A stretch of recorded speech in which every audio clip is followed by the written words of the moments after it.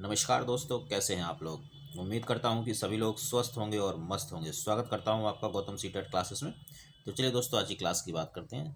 देखिए, क्योंकि अब सीटेट बिल्कुल करीब आ गया मित्रों, तो जब सीटेट पास आ जाता है तो ये ज़रूरी है कि जो सीटेट के प्रीवियस ईयर के क्वेश्चन पेपर्स हैं उनको हम सॉल्व करें। और उसी सीरीज को मैंने कंटिन्यू किया हुआ है। एक पेपर मैं करवा चुका हूँ 31 जनवरी 2021 को जो हुआ था, और आज हम 8 दिसंबर 2019 को जो पेपर हुआ था सीटेट का, उसमें जो सीडीपी का पोर्शन था उसका पूर्ण विश्लेषण करेंगे। और सारा जो सीडीपी का पोर्शन है, कोशिश करूँगा आपको 30/30 नंबर आपके पॉजिटिव एंड नेगेटिव से ही आ जाएं। जो बच्चे पॉजिटिव नेगेटिव को जानते हैं बहुत बढ़िया है, आप इसी की प्रैक्टिस कीजिए, इससे ही आपका सीटेट क्लियर होगा। और जो नहीं जानते हैं, जानना चाहते हैं, तो उसका एक ही तरीका है बस, कि आप जिस सब्जेक्ट की भी क्लास देख रहे हैं उस क्लास को क्लास 1 से देखना शुरू करें, और जो वर्ड्स मैं पॉजिटिव एंड नेगेटिव बताता हूँ उनको नोटबुक पे आप लिखेंगे और फिर उसको अलग अलग करके याद करेंगे। इसके बाद प्रैक्टिस करेंगे जो प्रीवियस ईयर के क्वेश्चन पेपर हैं सीटेट के, जो कि मैं करवा रहा हूँ, और समझ लीजिए आपका सीटेट क्लियर हो जाएगा। तो चलिए दोस्तों, स्टार्ट करते हैं क्लास को। एक छोटी सी रिक्वेस्ट है, अगर आपको थोड़ी सी भी मदद मिल रही है सीटेट की तैयारी करने में, तो प्लीज़ चैनल को सब्सक्राइब करें और जो नोटिफिकेशन बेल है उसको ऑन कर दें, ताकि कोई क्लास छूटे ना, हर क्लास का नोटिफिकेशन आपको मिलता रहे। चलिए स्टार्ट करते हैं। पहला क्वेश्चन,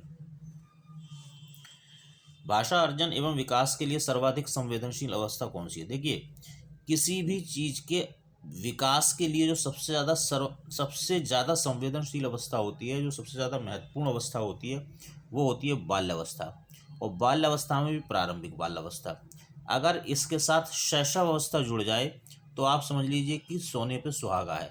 यानी कि सबसे ज़्यादा जो संवेदनशील अवस्था है विकास के लिए, वो शैशव अवस्था प्लस प्रारंभिक बाल्यावस्था है। अगर आप इसको ऐसे याद नहीं कर सकते तो एक सेइंग है, आप उसको याद कर सकते हैं। यह एक थिंकर उन्होंने कहा है कि बालक का विकास जितना शुरू के 6 वर्षों में होता है, उतना आने वाले 12 वर्षों में भी नहीं होता है। इसका मतलब जो स्टार्टिंग का जो 6 साल का पीरियड है बच्चे के लिए, बच्चे के विकास के लिए बहुत ज़्यादा महत्वपूर्ण होता है। और उस 6 साल में दो चीज़ें होती हैं, तो शैशवावस्था होता है और प्रारंभिक बाल अवस्था होता है। इन दोनों का जो मिश्रण है वो 6 साल होते हैं। तो आप इसको ही हमेशा आंसर करेंगे। अगला प्रश्न देखेंगे, निम्नलिखित में से कौन सी लॉरेंस कोलबर्ग के द्वारा प्रस्तावित नैतिक विकास की एक अवस्था है। देखिए, थ्योरी का क्वेश्चन है। अगर आपने लॉरेंस कोलबर्ग नहीं पढ़ा है तो थ्योरीज एंड थिंकर्स एक प्लेलिस्ट है मेरे चैनल पे, आप इस प्लेलिस्ट को देखें। सीटेट से रिलेटेड जितनी थ्योरी की ज़रूरत है वो सारी की सारी आपको वहाँ मिलेगी, और विद ट्रिक्स मिलेगी। ट्रिक के साथ आप उसको याद कर लेंगे, जीवन भर याद रहेगा, कभी कोई दिक्कत नहीं होगी। चलिए इसकी बात करते हैं। देखिए, प्रसुप्त अवस्था सिगमंड फ्राइड ने दी है। सामाजिक अनुबंध अभिविन्यास ये लॉरेंस कोलबर्ग का है, तो आंसर तो ये हो गया। मूर्त संक्रियात्मक अवस्था प्याजे की है। उद्योग बनाम अधीनता एरिक एरिक्सन की है, तो हमारा आंसर हो जाएगा बी। अगला प्रश्न देखेंगे, कक्षा में परिचर्चा के दौरान एक शिक्षक प्रायः लड़कियों की तुलना में लड़कों पर अधिक ध्यान देता है, यह क्या है। जेंडर पक्षपात, जेंडर पहचान, जेंडर समता, जेंडर समरूपता। तो भाई हम इसको बोलते हैं जेंडर पक्षपात। हालांकि जेंडर पक्षपात या लैंगिक पक्षपात या लैंगिक रूढ़िबद्धता, जेंडर रूढ़िबद्धता, लिंग रूढ़िबद्धता, लिंग पक्षपात, ये नेगेटिव चीज़ें हैं, पर आप अपने लिए इसको पॉजिटिव मान के चलें, क्योंकि जब भी ये ऑप्शन के अंदर आएगी आंसर बन के ही आती है। ये मेरा बहुत वर्षों का अनुभव है जो मैं आपको बता रहा हूँ। अगला प्रश्न देखेंगे, बच्चों में जेंडर रूढ़िबद्धता एवं जेंडर भूमिका अनुरूपता को कम करने के लिए निम्नलिखित में से कौन सी पद्धति प्रभावशाली होगी। तो भाई पद्धति वही प्रभावशाली होगी जो पॉजिटिव होगी। तो हमें क्या करना है, पॉजिटिव वर्ड्स ढूंढने हैं। जेंडर पक्षपात के बारे में परिचर्चा, परिचर्चा पॉजिटिव। जेंडर विशिष्ट भूमिकाओं को महत्व देना, देखिए इसमें तो आप भूमिकाओं को महत्व दे रहे हो, यानी कि जेंडर रूढ़िबद्धता बढ़ा रहे हो, तो ये तो नेगेटिव हो गया। जेंडर पृथक खेल समूह बनाना, पृथक नेगेटिव। जेंडर पृथक बैठने की व्यवस्था, पृथक नेगेटिव। तो negative negative negative positive answer. तो ये कमाल है नेगेटिव पॉजिटिव का, बिल्कुल करेक्ट, और 10 से 12 सेकंड में आंसर आपको मिल जाएगा। अगला प्रश्न देखेंगे, निम्नलिखित में से किस वैज्ञानिक ने बच्चों के ज्ञान के सक्रिय जिज्ञासु को रूप में देखते हुए उनके चिंतन पर सामाजिक एवं सांस्कृतिक विषय वस्तुओं के प्रभाव को महत्व दिया। सामाजिक एवं सांस्कृतिक, तो भाई यहाँ समाज और संस्कृति की बात हो रही है, समाज और संस्कृति की बात हो रही है। तो समाज और संस्कृति की बात किसने की है, वॉटसन, प्याजे, कोलबर्ग या लेवाइगोस्की। तो जब भी समाज और संस्कृति की बात हो तो आपके दिमाग में लेव वाइगोस्की आना चाहिए। अगर आपने लेव वाइगोस्की नहीं पढ़ा है तो वहीं जाइए, थ्योरीज एंड थिंकर्स की जो प्लेलिस्ट है मेरे चैनल पर, ये आपको पूरी की पूरी थ्योरी सीटेट की वहाँ पे आपको रखी मिलेगी। आराम से उसको पढ़िए, याद कीजिए और सीटेट क्लियर कीजिए। जिग्सा पहेली को करते समय 5 वर्ष की नजमा स्वयं से कहती है, नीला टुकड़ा कहाँ है? नहीं, यह वाला नहीं, गाढ़े रंग वाला, जिसमें है पूरा जूता बन जाएगा। इस प्रकार की वार्ता को वाइगोस्की किस तरह से संबोधित करते हैं? तो देखिए, जब बच्चा अपने आप से बात करता है तो उसको हम मतलब एक समय ऐसा आता है कि बच्चा अपने आप से खुद से बात करता है। और वो खुद से बात क्यों करता है? अपने आप को डायरेक्शंस दे रहा होता है ताकि वो चीज़ों को भूले ना करते समय। तो डायरेक्शंस देता है जब वो खुद से बात करता है। प्याजे ने, अगर हम प्याजे की बात करें तो इस कंडीशन को प्याजे ने क्या कहा और वाइगोस्की ने कहा, हमें ये क्या कहा ये समझना है। तो भाई प्याजे ने तो इसको कहा आत्म केंद्रित वार्ता, प्याजे ने कहा ये, लेकिन वो कह रहा वाइगोस्की ने क्या कहा, तो वो वाइगोस्की ने कहा व्यक्तिगत वार्ता। तो हम जाएंगे व्यक्तिगत वार्ता के साथ। अगला प्रश्न देखेंगे।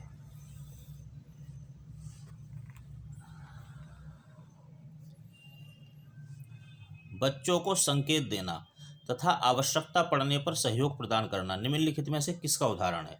तो भाई पॉजिटिव चीज का उदाहरण होगा। प्रबलन, अनुबंधन, मॉडलिंग या पाड़ या ढांचा। पाड़ या ढांचा ये पॉजिटिव वर्ड हैं और ये वाइगोस्की के हैं।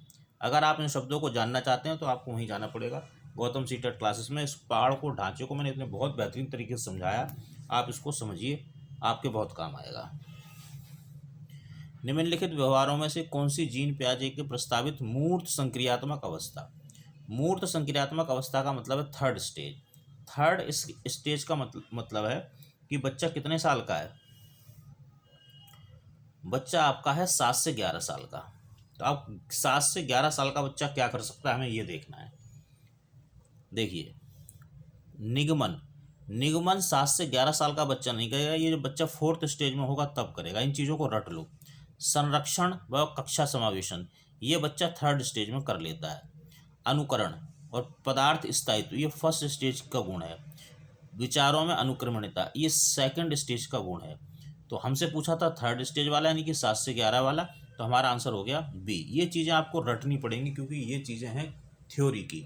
और थ्योरी आप कहाँ सीखोगे? गौतम सीटेट क्लासेस चैनल पर जाना और थ्योरीज एंड थिंकर्स की प्लेलिस्ट खोलना, उसमें आपको सब कुछ मिलेगा।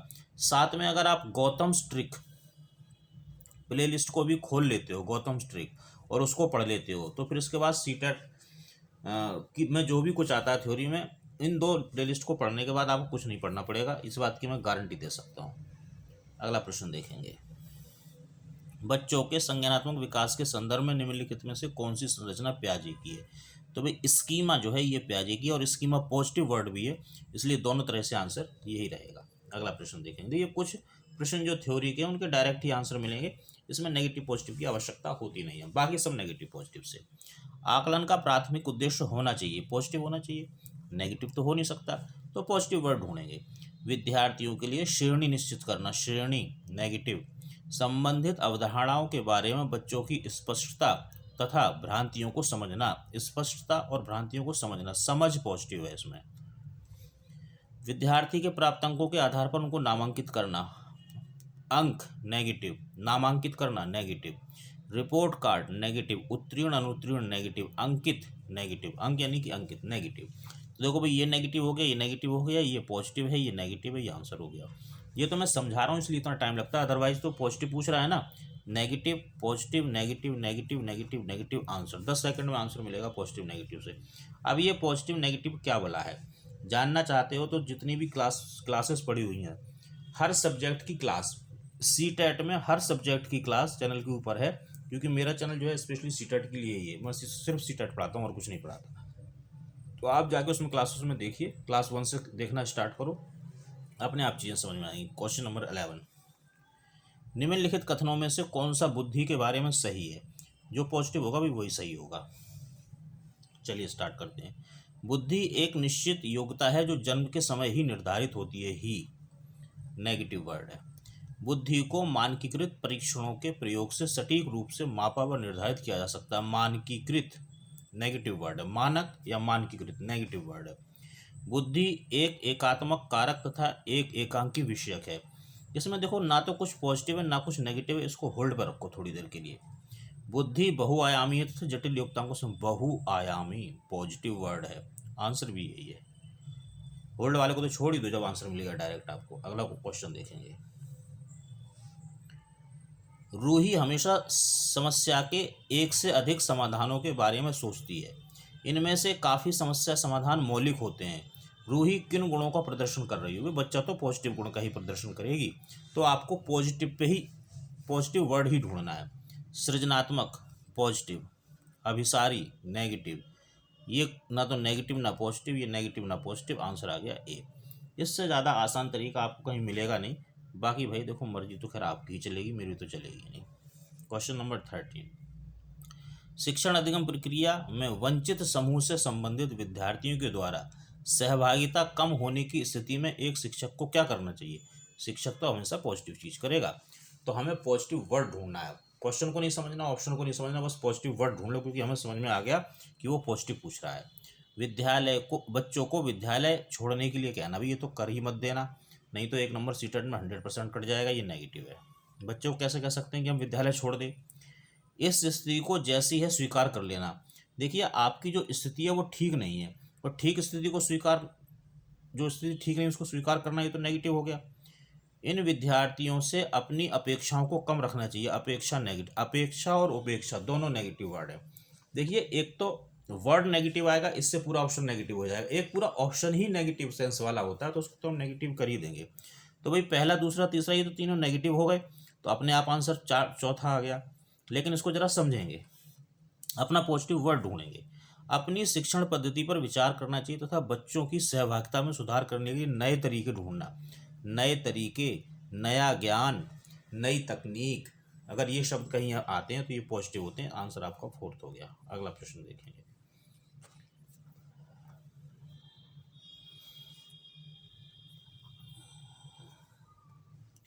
एक समावेशी कक्षा में एक शिक्षक को विशिष्ट शैक्षिक योजनाओं को क्या करना चाहिए? पॉजिटिव करना चाहिए भाई।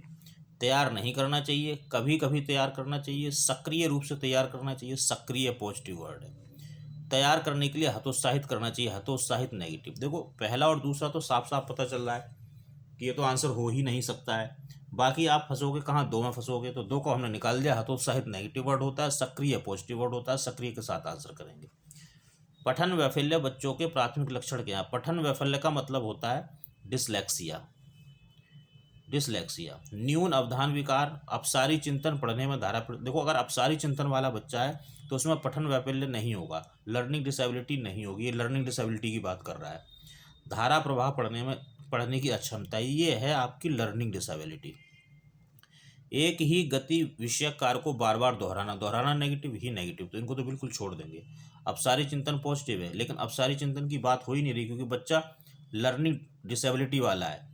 डिसलेक्सिया वाला, डिसलेक्सिया भी हो सकता है उसको। पठन वैफल्य मतलब लर्निंग डिसेबिलिटी, तो धारा प्रवाह पढ़ने में उसको अक्षमता है, जो कि डिसलेक्सिया होता है।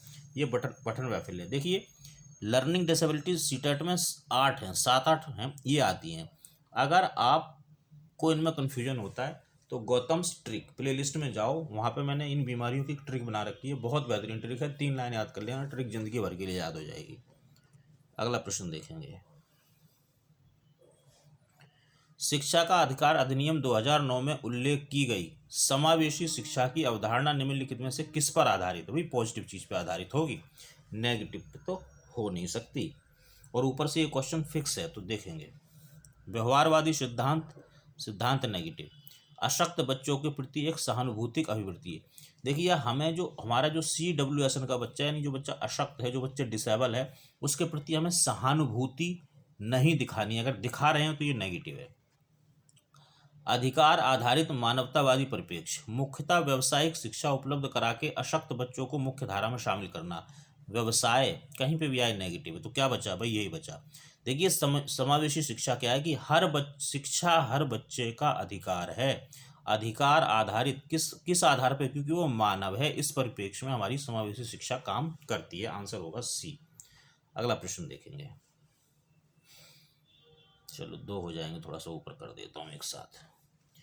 संरचनावादी ढांचे में अधिगम प्राथमिक रूप से क्या है। अब देखिए संरचनावादी वाले क्या कहते हैं अधिगम को, ये देखना है हमें। यंत्रवत याद करना नेगेटिव। प्रबलन पर केंद्रित है, अनुबंधन पर केंद्रित है, अवबोध की प्रक्रिया पे केंद्रित है। तो देखिए अनुबंधन का मतलब होता है फिक्स कर देना कहीं, प्रबलन का मतलब होता है इन्फोर्स करना। लेकिन ना तो प्रबलन ना अनुबंधन, दोनों में से हमारा कोई भी शब्द पॉजिटिव नहीं है, तो ये दोनों होल्ड पे रहेंगे। अब पॉजिटिव वर्ड हमें ढूंढना है, बोध, ये पॉजिटिव वर्ड है, तो जो पॉजिटिव वर्ड है उसी को आंसर कर दो। पॉजिटिव नेगेटिव से करोगे कोई कन्फ्यूजन नहीं होगा, बिल्कुल करेक्ट आंसर करके आओगे। अनेक घटनाओं के बारे में बच्चों के द्वारा बनाए गए सहजनाभूत सिद्धांतों के संदर्भ में एक शिक्षिका को क्या करना चाहिए, पॉजिटिव चीज करनी चाहिए भाई। टीचर को तो पॉजिटिव चीज ही करनी है, अगर नेगेटिव कर दी तो समझ लो सीटेट का 1 नंबर खत्म। बच्चों के इन सिद्धांतों को अनदेखा नहीं करना है, नेगेटिव वर्ड है। बच्चों को दंडित करना, दंड, नेगेटिव वर्ड है। बार बार याद करने के द्वारा एक सही सिद्धांत के से बदल देना चाहिए। याद करना, कंठस्थ करना, स्मरण करना, प्रत्यस्मरण करना, कंठस्थीकरण, सुनाना, दोहराना, नकल करना, ये बिल्कुल ही नेगेटिव वर्ड हैं। सिद्धांत नेगेटिव वर्ड। अब क्या बचा, 4th आंसर बचा। प्रतिकूल प्रमाण व उदाहरण को प्रस्तुत करके ये थोड़ा सा ऊपर कर देता हूँ, हाँ यहाँ से। पॉजिटिव चीज पूछ रहा था, नेगेटिव नेगेटिव नेगेटिव नेगेटिव। प्रतिकूल प्रमाण व उदाहरणों को प्रस्तुत करके बच्चों के इन सिद्धांतों को चुनौती देना चाहिए। कहने का मतलब समझ लो, देखो ये तो बिल्कुल नेगेटिव है, तो ये तो तीनों आंसर हो नहीं सकते, तो आंसर तो यही है। यानी कि बच्चे जो अनुभव लेके विद्यालय के अंदर आ रहे हैं, देखिए वो अनुभव ठीक भी हो सकते हैं और गलत भी हो सकते हैं, तो आप बच्चों के उन अनुभवों को चुनौती देंगे कैसे। एक छोटा सा एग्जाम्पल बताता हूँ। देखिए एक बच्चा है, उसको ऐसा लगता है कि जो लेडी या लड़की साड़ी पहनती है वो आंटी है, और जो सूट पहनती है वो दीदी है। ये बच्चे ने एक नियम बना रखा है, अपने दिमाग में सेट कर रखा है, लेकिन ये बात सही तो नहीं है भाई। लड़कियां भी साड़ी पहन लेती हैं और कई जो आंटी होती हैं वो सूट पहन लेती हैं, तो ये उसका एक गलत कॉन्सेप्ट उसको जो दिमाग में पड़ा है, इसको प्रमाण के साथ आप चुनौती देकर ठीक करेंगे, ये ज़्यादा जरूरी है। जो बच्चा लेके आ रहा है, हमें बच्चे को नया ज्ञान नहीं देना है, हमें क्या करना है, हमें बच्चे को, ये तो नेगेटिव है भाई, हमें बच्चे के ज्ञान को, जो बच्चा ज्ञान लेके अपने साथ आ रहा है, जो अपने अनुभव लेके आ रहा है, उसमें करेक्शन करना है, करेक्शन, बस, और कुछ नहीं करना। प्राइमरी में तो और कुछ करना नहीं इसके अलावा, और इसके अलावा अगर आपने कुछ किया तो सीटेट में 1 नंबर गया। बाल केंद्रित शिक्षा की क्या विशेषता है, पॉजिटिव होनी चाहिए इसकी विशेषता, तो पॉजिटिव वर्ड ढूंढ लो। केवल नेगेटिव, पाठ्यपुस्तक नेगेटिव, बच्चों के अनुभव को प्रमुखता देना, अनुभव पॉजिटिव, याद करना नेगेटिव, योग्यता के आधार पर विद्यार्थी को नामांकित करना और वर्गीकरण करना, नामांकित करना negative, negative negative negative. Sorry ये गड़बड़ हो गया थोड़ा, 1 मिनट रुक जाओ। पॉजिटिव चीज़ चाहिए, केवल नेगेटिव, पाठ्यपुस्तक अनुभव पॉजिटिव, याद करना नेगेटिव, नामांकित करना नेगेटिव, तो आंसर हो गया बी। बहुत बेहतरीन तरीका है पॉजिटिव और नेगेटिव से पेपर को सॉल्व करने का। संवेग एवं संज्ञान एक दूसरे से पूर्णतः अलग हैं, अलग नेगेटिव, और स्वतंत्र, सन्निहित, संबंधित नहीं है। देखो एक क्या कहते हैं, अलग हैं, अलग तो नेगेटिव हो गया, स्वतंत्र है, स्वतंत्र का मतलब ये होता है अलग हो गया, संबंधित नहीं, इसका मतलब भी अलग हो गया, तो ये तो तीनों एक जैसे ही शब्द हैं, 3 तो आंसर हो ही नहीं सकते, सन्निहित हैं। बहुत कॉमन सेंस का क्वेश्चन था, हर बच्चा इसको ठीक करके आए, मैं तो ये कामना करता हूँ। संरचनावादी सिद्धांत के अनुसार अधिगम के बारे में निम्नलिखित कथनों में से कौन सा सही है, भाई जो पॉजिटिव है वही सही है, बस आप ये ध्यान रखना। चलिए, अधिगम पुनरुत्थान एवं स्मरण की प्रक्रिया, स्मरण नेगेटिव, स्मरण याद करना भी मैंने बहुत सारी चीज़ें बताई थी वो सब नेगेटिव है, याद करना नेगेटिव। अधिगम आवृत्तीय संबंध के द्वारा व्यवहारों का अनुबंधन, आवृत्ति नेगेटिव, सक्रिय पॉजिटिव, आंसर कर दो। अगला प्रश्न देखेंगे।